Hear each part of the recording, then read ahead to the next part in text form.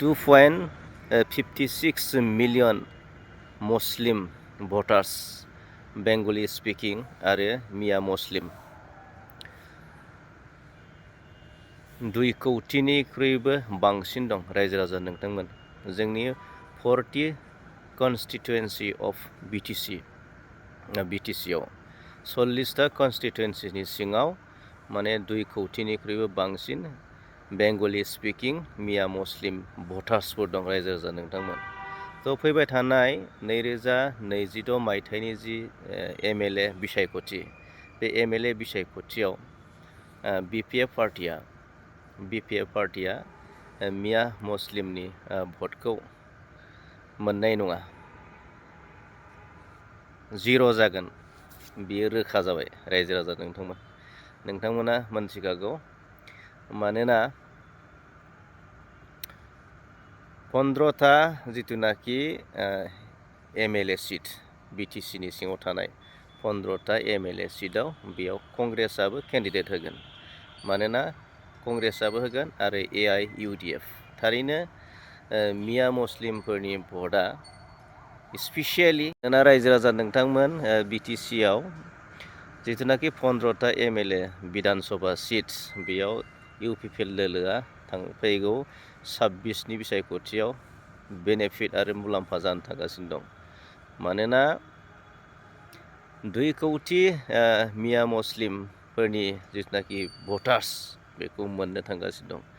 मानोना कंग्रेस केन्डिडेट फैनो हागौ एआइइउडिएफनि केन्डिडेट फैनो हागौ अब्लाबो बै कंग्रेस आरो एआइइउडिएफ पार्टिया दोलोआ मालाबा सरकार दानो हाया बिनिखायनो जेसेबां मिया मुस्लिमफोर दं बेंगली स्पिकिं मिया मुस्लिम बिथांमोना इउपिपिएल पार्टिनोनो माने बे बेसेन गोसा भटखौ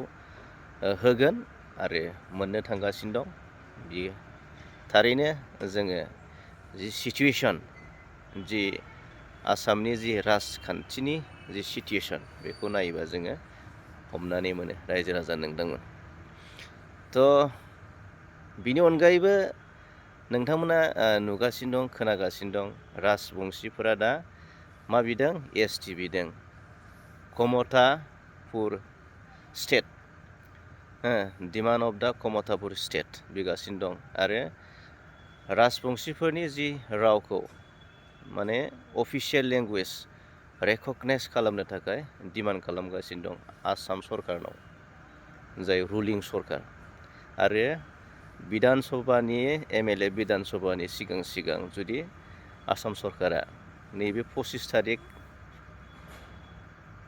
फेब्रुवारिनि सिगां माबा मोनसे डिसिसन लायाबा इनिसिएटिभ लायाबा राजबंशी बिथांमोनाबो जे राजबंशीफोरनि भटखौबो गुबुना मोननायनि जेबो चान्स गैया माने बेखौ इउपिपिएलआनो मोननायनि चान्स बेबो रोखा जाबाय मोननो थांगासिनो दं बेबो रोखा जाबाय रायजो राजा नोंथांमोन आरो नोंथांमोना मिथिगौ एसटिनि सोमोन्दै नोंथांमोना मिथिगौ एसटि जेरै आदिबासिफोराबो एसटि बिदों आदिबासिफोराबोथ' गुबुननो होनाय नङा थिग बिदिनो राजबंशीयाबो गुबुननो होआ मिया मुस्लिमाबो गुबुननो होनाय नङा थ' फैगौ 26आव इउपिपिएलनि जि राजखान्थिनि जि थासारि पलिटिकेल जि राजखान्थि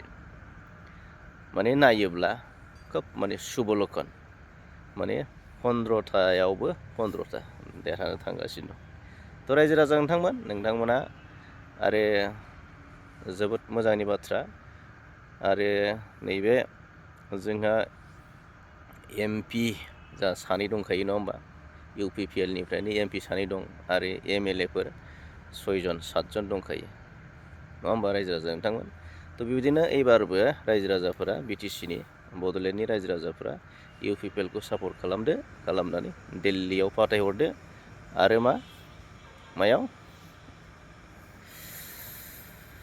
जिथुनाखि आसाम बिधान सभायाव आसाम एसेम्ब्लियाव दैथायहरदो आरो रायजोनि जौगानायनि जाहाथे खामानि मावनो हायो, रायजोनि जौगानायनि, ओनसोलनि जौगानायनि जाहाथे खामानि मावनो हायो, बिनि थाखाय बयबो सापर्ट खालामनानै दैथायहरो। जै जाथों।